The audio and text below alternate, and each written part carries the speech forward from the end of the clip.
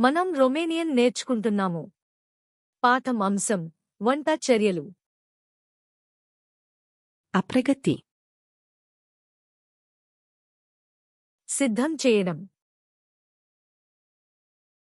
A găti.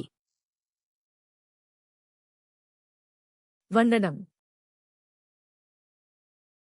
A tăia. కత్తిరించడం. A toca. తరగడం. A felia. ముక్కలుగా కోయడం. A curăța. తొక్క తీయడం. A spăla. కడగడం. A clăti. తుడిగి కడగడం. A usca. ఆరబెట్టడం. A fierbe. మరిగించడం.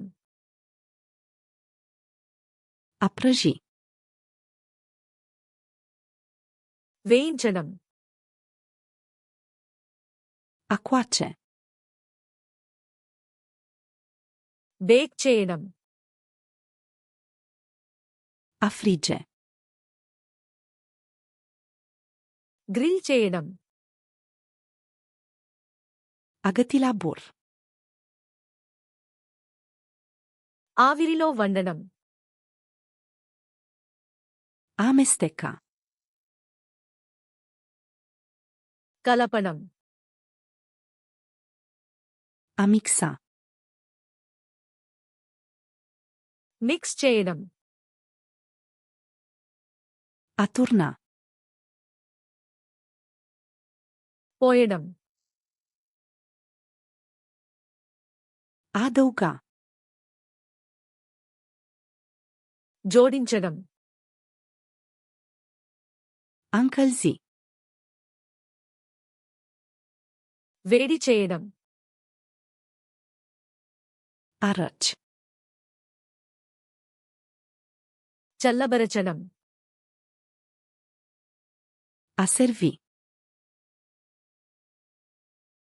వడ్డించడం. A gusta. రుచి చూడడం. A condimenta. మసాలా వేయడం.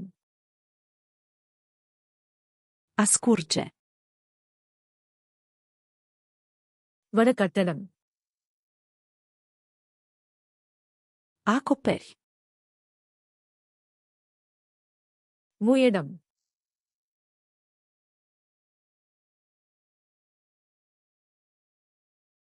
A adăuga.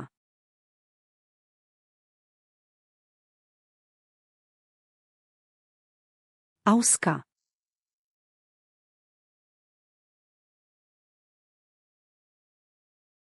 A clăti. మీరు ఈ పదాలను ఎప్పటికీ గుర్తుంచుకోవాలనుకుంటున్నారా?